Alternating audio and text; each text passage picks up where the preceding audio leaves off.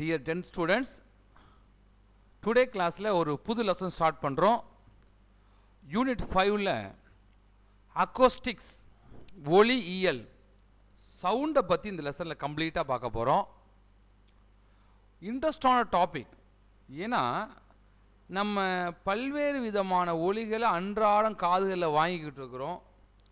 அந்த ஒலி எவ்வாறு எழுப்பப்படுகிறது, எவ்வாறு உணரப்படுகிறது, அது பரவுவதற்காக ப்ராபகேட் பண்ணுறதுக்காக அது மீடியம் தேவையா, சாலிட் லிக்விட் கேஸ் எதில் இதோடைய வேகம் அதிகமாக இருக்கும், அப்படிங்கிற பல்வேறு விதமான கேள்விகள் இருக்கும்போது அனைத்திற்குமே பதில் தரக்கூடிய ஒரு அருமையான பாடம். டிஎன்பிஎஸ்சி கொஸ்டினாக இருக்கட்டும், அல்லது ப்ரிலிமினரி எக்ஸாம் ஐஏஎஸ் கொஸ்டினாக இருக்கட்டும், குரூப் 1 எக்ஸாமாக இருக்கட்டும், எல்லாத்துலேயுமே இந்த சவுண்டை பற்றி பார்த்திங்கன்னா ஒரு கொஸ்டின் கேட்பாங்க. ஸோ ரொம்ப ஈஸியான முக்கியமான ஒரு பாடம். வாங்க பாடத்துக்குள்ளே போகலாம். Acoustics unit 5 learning objectives. இதில் நம்ம என்ன கற்றல் நோக்கங்களாக என்னென்ன பார்க்க போகிறோம் அப்படின்னா, understand how sound is produce and transmitted. ஒலி எவ்வாறு உருவாக்கப்படுது, அது எவ்வாறு பரவுகிறது அப்படிங்கிறத படிக்க போகிறோம். Relate the speed of sound, its frequency and its wavelength. இந்த ஒலியோட வேகம், அதோடைய அதிர்வு எண் ஃப்ரீக்வன்சி அப்படின்னு என்ன பார்ப்போம். அதோடைய அலை நீளம் வேவ் லென்த் தான் என்னென்னு பார்ப்போம். இதில் தான் இதை பார்க்க போகிறோம். Know the speed of sound in various media, solid liquid gas. இதில் இந்த ஒலி என்னென்ன வேகத்தில் போகுது, எதில் இதோட வேகம் அதிகமாக இருக்குது அப்படிங்கிறத பார்க்க போகிறோம். Explain the factors affecting the speed of sound in gaseous medium. காற்றில் ஒலி பரவும் பொழுது அதை அஃபெக்ட் பண்ணக்கூடிய என்னென்ன ஃபேக்டர்ஸ் இருக்குதுன்னு பார்க்க போகிறோம். ஹியூமிடிட்டி, அதுக்கப்புறம் ஈரப்பதம், அதாவது ஹியூமிடிட்டி காற்றோட ஈரப்பதம், அதுக்கடுத்து ட்ரை ஏரில் எப்படி போகும், இந்த மாதிரி சின்ன சின்ன ஃபேக்டர்ஸில் காற்றோட அடர்த்தி, டென்சிட்டி ஆஃப் த ஏர், அதில் என்னமா நடக்கும், இதெல்லாம் நம்ம பார்க்க போகிறோம். அடுத்து demonstrate the phenomenon of reflection of sound. ஒலி ஒரு தளத்தில் படும்பொழுது எவ்வாறு எதிரொலிக்கும், என்ன ஆங்கிளில் பட்டால் என்ன ஆங்கிளில் ரிஃப்ளெக்ட் ஆகும் அப்படிங்கிறத பார்க்க போகிறோம். Determine the speed of sound using the method of echo. எதிரொலினா என்ன, அது எதிரொலி ஏற்படுவதற்கான நிபந்தனைகள் என்ன, அதோடைய வேகம் என்ன அப்படிங்கிறத பார்க்க போகிறோம். Understand Doppler effect. டாப்லர் சயின்டிஸ்டுக்கு சொன்னக்கூடிய ஒரு முக்கியமான எஃபெக்ட். அந்த டாப்லர் எஃபெக்ட் எங்கெங்கெல்லாம் பயன்படுது அப்படிங்கிறத பார்க்க போகிறோம். Solve numerical problems related to the above topics. மேலே பார்க்கப்பட்ட அனைத்து தலைப்புகளிலிருந்தும் சில முக்கியமான சம்ஸ் பார்க்க போகிறோம். இதுதான் நமக்கு லேர்னிங் அப்ஜெக்டிவ்ஸ். ஓகே, இந்த பாடத்தில் நம்ம என்ன பார்க்க போகிறதுக்கு ஒரு அற்புதமான இன்ட்ரோடக்ஷன் கொடுத்துருக்காங்க. வாங்க நெக்ஸ்ட்டு பார்க்கலாம்.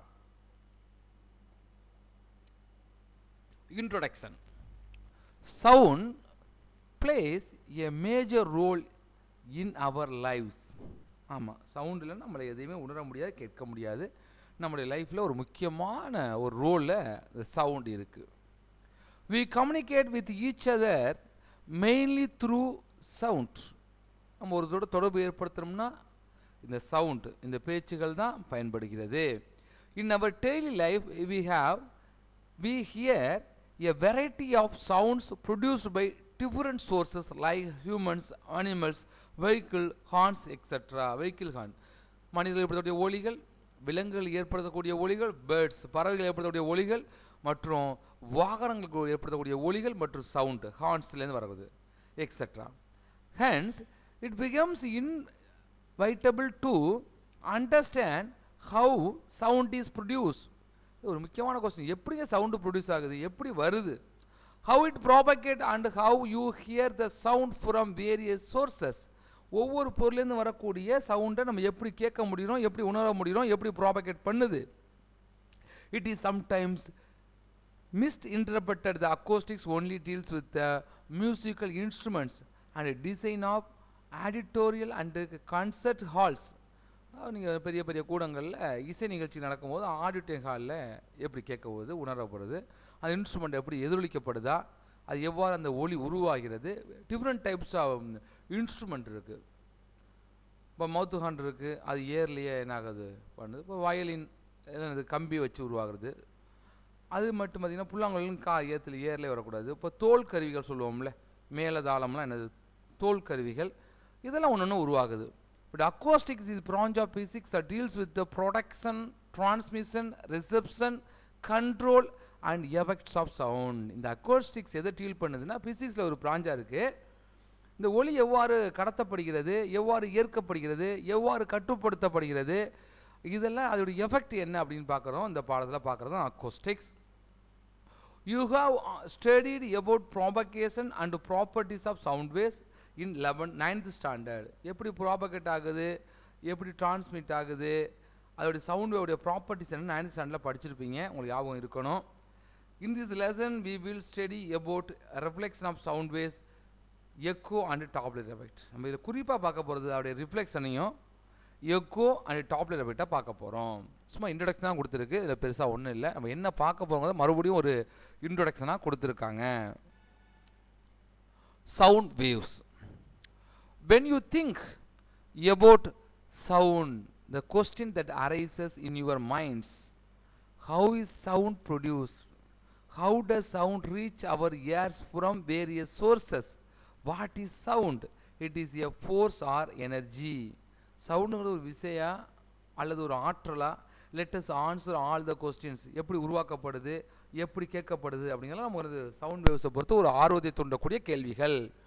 By touching a ringing bell or musical instrument while it is producing music, you can conclude that sound is produced by vibrations. The vibrating bodies produce energy in the form of waves which are nothing but sound waves. நல்லா கவனிங்க, ஒரு பொருள் vibrate ஆனால் மட்டும்தான் sound உருவாகும். அதே மாதிரி தமிழில் சொல்லணும்னா சுரண்டுறது, தட்டுறது, சும்மா அதிருது இல்லை அப்படிம்பாங்களே, அது மாதிரி என்னது வைப்ரேட் ஆகணுங்க. Vibrating bodies produce energy in the form of waves. ஒரு பொருளை தட்டும் பொழுதோ வைப்ரேட் ஆகுது. அந்த வைப்ரேஷன்ஸ் என்னத்தை பண்ணுது, எனர்ஜியை ப்ரொடியூஸ் பண்ணுது. என்ன வடிவத்தில், அலைகள் வடிவத்தில். அப்போ vibrating bodies produce energy in the form of waves which are nothing but sound waves. Sound வேவ்ஸை உருவாக்க கிடையாது, அது எனர்ஜி வேவ்ஸை உருவாக்குது. அதை நம்ம சவுண்டாக என்ன பண்ணுறோம், கேட்குறோம். Which are nothing but sound waves. நேரடியாக சவுண்ட் வேவ்ஸை உருவாக்க கிடையாது. அப்போ எப்படி சவுண்டு உருவாகுது, வைப்ரேட்டிங். வைப்ரேட் பண்ண என்ன பண்ணணும், நம்ம என்ன பண்ணணும், ஒரு பொருளை தட்டணும் அல்லது ஊதணும், ஏதாவது அதிர்வுகளை ஏற்படுத்தணும். அந்த அதிர்வுகள் என்ன பண்ணுது, ஆற்றல் அலைகளை உருவாக்குகிறது. Produce energy in the form of waves. அதுதான் என்ன ஆகுது, நம்ம காதில் கேட்குறோம். இங்கே பாருங்கள், ப்ரொடக்ஷன் ஆஃப் சவுண்ட்ஸ் அப்படின்னு சொல்லிட்டு ஒரு இந்த ஸ்பீக்கர் அதிர்வடையுது. அந்த ஸ்பீக்கரில் பார்த்தீங்கன்னா மேலே உள்ள பேப்பர் அதிர்வடையும் போது அலைகள் உருவாகுது. இந்த மாதிரி அலைகள் உருவாகிறது குறுக்கலைகள், டிரான்ஸ்வர்ஸ் வேவ்ஸ்னு பேர். கிரஸ்ட் ட்ரஃபாக போகும். ஆனால் இந்த மாதிரி சவுண்ட் வேவ்ஸ் ப்ரொடியூஸ் ஆகாது. பார்க்கறதுக்காக போட்டிருக்காங்க. இதில் பார்த்தீங்கன்னா இந்த மாதிரி தான் அலைகள் உருவாகும். எப்படி, இங்கே பாருங்கள், contract rare factor, contract rare factor, contract rare factor. அதாவது ஒரு ஸ்ப்ரிங்கை அழுத்தி விடும் பொழுது ஸ்ப்ரிங்கில் என்னாகும், சுருக்கங்கள் ஏற்படும். அடுத்து என்னாகும், ரிலாக்ஸ். அடுத்து சுருக்கம், கான்ட்ராக்ட், அடுத்து ரிலாக்ஸ். அந்த மாதிரி பரவும். அந்த மாதிரி உள்ள வேவ்ஸ்க்கு என்ன பேருன்னா லாஞ்சிடியூஷனல் வேவ்ஸ், நெட் அலைகள்னு பேர். இதுக்கு பேர் என்னது, குறுக்கலைகள், டிரான்ஸ்வர்ஸ் வேவ். கிரஸ்ட் ட்ரஃபா போகிறது என்னது, டிரான்ஸ்வர்ஸ் வேவ். அதனால இந்த ரெண்டு வேவ்ஸ்க்கு என்ன பேருனா மெக்கானிக்கல் வேவ்ஸ், எந்திரவியல் அலைகள்னு பேர். நல்லா கவனிங்க. Light travels in medium or air. அதுக்கு எதில் வேணாலும் போனாலும் பரவாயில்ல. அது எப்படி தான் ப்ராபகேட் ஆகும்னா ஒன்லி ட்ரான்ஸ்வர்ஸ், அது குறுக்கலைகளாகத்தான் பரவும். எது, லைட். பார்ட்டிகல் நேச்சர் இருக்குது, அதை பார்த்துக்கலாம். இப்போ அலைகளும் பார்க்கும் பொழுது இந்த மாதிரி ஷேப்பில் போகும். கிரஸ்ட் ட்ரஃபா போகும். எது போகும், லைட்டு தான் போகும், சவுண்டு போகாது. சவுண்டு எப்படி போகும், நெட் அலைகள், கான்ட்ராக்ட் ரேர் ஃபேக்ஷனாக போகும். நெருக்கங்களும் நெகிழ்வுகளுமாக இந்த ஒளி அலைகள் கடத்தப்படும், சவுண்டு கடத்தப்படும். அதான் production of sound waves. Suppose you and your friend are on the moon. Will you be able to hear any sound produced by your friends. மூணில் நீங்களும் உங்கள் ஃப்ரெண்டு நிற்கிறீங்க வச்சுக்கோங்க. உங்கள் ஃப்ரெண்டு மச்சான் காப்பாற்றுறாங்கிறான், அல்லது கவனிடாங்கிறான், அல்லது உங்கள் ஒரு 2 பொண்ணுங்க போகுது, அந்த பாப்பாவை கூப்பிடுது, அப்போ சவுண்டு கேட்குமா அப்படின்னா, as the moon does not have air, you will not able to hear any sound produced by your friend. Hence, you understand that the sound produced due to the vibration of different bodies needs a material medium like air, water, steel, etc. for its propagate அல்லது propagations. என்ன சொல்கிறாங்க, மூணில், நிலவில், சந்திரனில் என்ன கிடையாது, ஏர் கிடையாது. அப்போ ஏர் இல்லைன்னா உங்கள் நண்பரோ நண்பியோ பேசக்கூடிய அந்த வைப்ரேஷன்ஸ் ஏரில் கண்டக்ட் பண்ண முடியாது, ப்ராபகேட் ஆகாது, ட்ரான்ஸ்வர்ஸ் ஆகாது. அதனால உங்களால் அதை உங்கள் ஃப்ரெண்டு பேசுகிறத கேட்க முடியாது. அப்போ என்ன ஆட்டோமேட்டிக் தோணுது, லைட் வேவ் ஹியர் பண்ணணும்னா, சவுண்ட் வேவை ஹியர் பண்ணணும்னா கண்டிப்பாக ஒரு ப்ராபகேட் மெட்டீரியல் வேணும், ஒரு மீடியம் வேணும். மீடியத்தின் வழியாகத்தான் இந்த சவுண்ட் வேவ் என்னாகும், இந்த எனர்ஜி வேவ்ஸ் ப்ராபகேட் ஆகும். ஆனால் லைட் அப்படி இல்லைங்க. லைட்டு ப்ராபகேஷன் ஆகிறதுக்கு, பரவுறதுக்கு வித்தவுட் எனி மீடியம், ஏர்லேருந்து இப்போ சன்லேருந்து எர்த்துக்கு வரும்போது எந்த ஏரும் இல்லை. ஆனால் என்ன ஆகுது, சன்லைட் நமக்கு அடையுது. ஏன், அது எந்த மீடியமும் இல்லாமலே பரவும். ஆனால் இந்த சவுண்ட் பரவுவதற்கு ஏதாவது ஒரு மீடியம் அவசியம் வேணும். Like air, water, steel, solid, liquid, gas, ஏதாவது ஒரு மீடியம் இருந்தால் மட்டும்தான் இந்த சவுண்டால் ப்ராபகேட் பண்ண முடியும். ஏன் அப்படின்னா, hence sound and propagate through gaseous medium or liquid medium or solid medium. அப்போ தான் என்னாகும், இந்த வைப்ரேஷன்ஸ் கண்டக்ட் பண்ண முடியும். இந்த வைப்ரேஷன் வேவ்ஸ் எனர்ஜி கனெக்ட் ஆகிறதுக்கு, ட்ரான்ஸ்ஃபர்ஸ் ஆகிறதுக்கு ஒரு மெட்டீரியல் மீடியம். அப்போ மீடியம் இல்லைன்னா சவுண்ட் ப்ராபகேட் ஆகாது, நம்மளால் ஹியரிங் பண்ண முடியாது. அதனால் மூணில் நம்ம என்ன தான் கற்றுனாலும் நியர்பை பர்சனுக்கு கேட்காது. ஆக்டிவிட்டி எடுத்துக்காங்க பாருங்கள். Take a squeaky toy or old mobile phone and put inside a plastic bag. ஏதாச்சும் ஒரு சவுண்டு எழுப்பக்கூடிய, ஒளி எழுப்பக்கூடிய ஒரு டாய்ஸையோ அல்லது ஒரு மொபைல் ஃபோனையோ, இங்கே ஸ்குவாக்கி அப்படின்னா என்னது, ஒளி எழுப்பக்கூடிய பொம்மை, அதுக்கு கத்தக்கூடிய பொம்மை, ஏதாவது ஒரு சவுண்டு ஏற்படக்கூடிய ஒரு பொம்மை, அல்லது ஏதாவது சவுண்டு இசையை ஏற்படுத்தக்கூடிய பொம்மை எப்படின்னு வச்சுக்கிறீங்க. டேக் ஏ ஸ்குவாக்கி டாய்னா ஒளியை அல்லது இசையை ஏற்படுத்தக்கூடிய பொம்மை. ஆர் ஓல்டு மொபைல் ஃபோன், பழைய மொபைல் ஃபோன் எடுத்து put inside the plastic bag, ஒரு பிளாஸ்டிக் பேக்கில் உள்ளே வைங்க. சீல் த பேக், இப்போ அந்த பிளாஸ்டிக் பேக் என்ன பண்ணுங்கள், சீல் பண்ணுங்கள், வெளில சவுண்டு கேட்காத மாதிரி. With the help of handle or with a thread fill a bucket with a water and place the bag in the water bucket and squeeze the toy or ring the mobile. You will hear a low sound. Now place your ear against the side of the bucket and squeeze the toy and ring the mobile phone again. You will hear a louder sound. என்ன சொல்லியிருக்காங்கன்னு உங்களுக்கு புரியும். ஒரு இசை ஏற்படுத்தக்கூடிய ஒரு பொம்மையோ அல்லது ஒரு பழைய மொபைல் ஃபோனையோ ஒரு பிளாஸ்டிக் பேக்கில் வச்சு அதை சீல் பண்ணி ஒரு வாட்டர் பக்கெட்டில் உள்ளே வச்சுருங்க. இப்போ என்ன பண்ணுங்க, அந்த செல்லுக்கு மொபைலுக்கு என்ன பண்ணுங்க, கால் பண்ணுங்க அல்லது அந்த பொம்மையை சவுண்டு எழுப்புங்க. இப்போ கேட்டோம்னா கம்மியான சவுண்டை தான் கேட்க முடியும். அடுத்து என்ன சொல்கிறாங்க, now place your ear against the side of the bucket and squeeze the toy or ring the mobile phone again. You will hear a louder sound. இப்போ அந்த பக்கெட்டுக்கு கிட்ட குமிஞ்சு அந்த ஒலி எழுப்பக்கூடிய சைடில் உங்கள் காதை வச்சிங்கன்னா அதிகப்படியான சவுண்டை உணர முடியும். ஒய், சிம்பிளுங்க, சிம்பிளான விஷயம், நல்லா கவனிச்சுக்கிறங்க. ஏரை விட லிக்விடில் சவுண்டோட வெலாசிட்டி ஹையர், லிக்விடோட சாலிடில் velocity of the sound is maximum. சொல்லி புரியுங்களா? காற்றை விட திரவத்தில், லிக்விடில், தண்ணீரில் ஒளியோட வேகம் வேகமாக பரவும். அப்போ சவுண்ட் இன்னும் அதிகமாக கேட்குது, அதான் காரணம். அதே தண்ணீரை விட ஒரு திண்மத்தில் ஒரு ஸ்டீலில் இன்னமும் வேகமாக போகும். அப்படியே opposite of the light wave.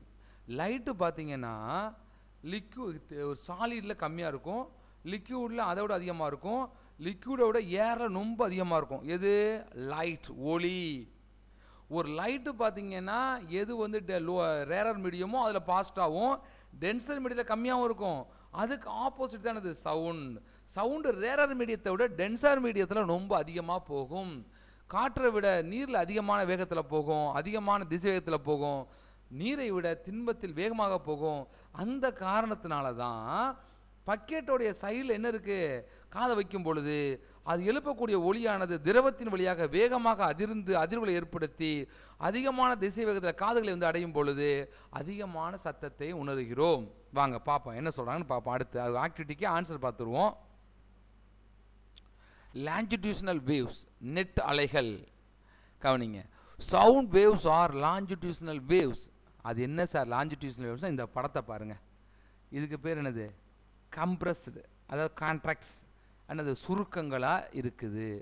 இது என்னது? ரேர்ஃபேக்ஷன், நெகிழ்வுகளாக எட்டி எட்டி இருக்குது இந்த வேவ்ஸ். இந்த மாதிரி போணுச்சுன்னா அதுக்கு என்ன பேர்? Longitudinal waves. வெறுமனை மேலையும் கீழையும் போச்சா கிறிஸ்ட் டஃபாக போணுச்சுன்னா அதுக்கு என்ன பேர்? ஒரே ஈவனாக போகும். இந்த மாதிரி நெருச்சி எல்லாமே ஒரே மாதிரி ஈவனாக போனால் அதுக்கு என்னது? லாஞ்சிடியூஷனல் வேவ்ஸா ட்ரான்ஸ்வர்ஸ் வேவ்ஸா? Transverse waves. அந்த அந்த ஆனால் இந்த கம்ப்ரஷன் ஆகியும் ரேர்ஃபேக்ட் ஆகியும் கம்ப்ரஷன் ஆகியும் ரேர்ஃபேக்ட் ஆகியும் கம்ப்ரஷன் ஆகியும் ரேர்ஃபேக்ட் ஆகியும் மூவ் ஆணுச்சுன்னா அதுக்கு என்ன பேர்? லாஞ்சிடியூஷனல் வேவ்ஸ், நெட் அலைகள். Sound waves are longitudinal waves that can travel through any medium, solid, liquid or gases. The speed of that depends on the properties of the medium. As sound travels through a medium, the particles of the medium vibrate along the direction of propagation of the waves. அது எந்த திசையில் போகுது அங்கே என்ன அதிர்வுகளை ஏற்படுத்தும். This displacement involves the longitudinal displacement of the individual molecules from their mean positions. They result in series high and low pressure regions called compression and rarefaction shown in the figure. அப்போ இது எப்படி போகுது? லாஞ்சிடியூடல் கம்ப்ரஷனாக இறுக்கமாக போகுது. எங்கே? பரவக்கூடிய திசையில், propagate டைரக்ஷனில். எங்கே? ரேர்ஃபேக்ஷன் எங்கே நடக்குது? அது பரவக்கூடிய திசையில். Sound propagates as longitudinal waves direction contract and rarefaction. இது என்ன பேர்? Longitudinal waves. அப்போ ஒளி அலைகள், நெட் அலைகள்னு சொல்கிறோம். அது கான்ட்ராக்ட் ஆகும், ரேர்ஃபேக்ஷன், கம்ப்ரஷன் ஆகும், ரேர்ஃபேக்ஷனாகவும் போகும். எங்கே போகும்னா ப்ராபகேட் டைரக்ஷன்ஸ். சரி, ஓகே. இதெல்லாம் என்ன தெரிஞ்சுக்க போகிறோம்? அடுத்து வாங்க பார்க்கலாம். நெக்ஸ்ட் பாருங்க, categories of sound waves based on their frequencies. ஃப்ரீக்வன்சினா என்னென்னா அதிர்வு எண் என்னென்னு பார்ப்போம். Audible waves. These are sound waves with a frequency ranging between 20 Hz to 20,000 Hz. These are generated by vibrating bodies such as vocal cord, stretched strings, etc. நம்ம வந்து vocal cord தொண்டையிலேருந்து ஒலி எழுப்பினாலும் சரி, அல்லது ஒரு ஸ்ட்ரெச்டு இழுத்து கட்டப்பட்ட ஸ்ட்ரிங்ஸ் கம்பி கருவிகளாக இருந்தாலும் சரி, அல்லது ஏரில் ஏர்கானில் ஊதக்கூடிய சவுண்டுகளாக இருந்தாலும் சரி, நம்ம மனித காதுகளால் எவ்வளவு அதிர்வுகளை தான் உணர முடியும்? 20 Hz to 20,000 Hz. ஹெட்ஸுங்கிறது ஃப்ரீக்வன்சியோடைய யூனிட். இந்த 20 அதிர்வுகள்லேருந்து 20,000 ஹெட்ஸ் வரை தான் கேட்க முடியும். இந்த 20,000க்கு மேலே போனானது அல்ட்ராசோனிக் சவுண்ட்னு பேர். சரிங்களா? அது பார்த்திங்கன்னா மஸ்கிட்டோ, டாக்கு, என்னது சில டால்பின்ஸ் இதெல்லாம் அதை உணரும். பார்ப்போம். கீழே உள்ளது பாருங்கள். அடுத்து என்னது? Infrasonic sounds. அப்படின்னா என்ன சார்?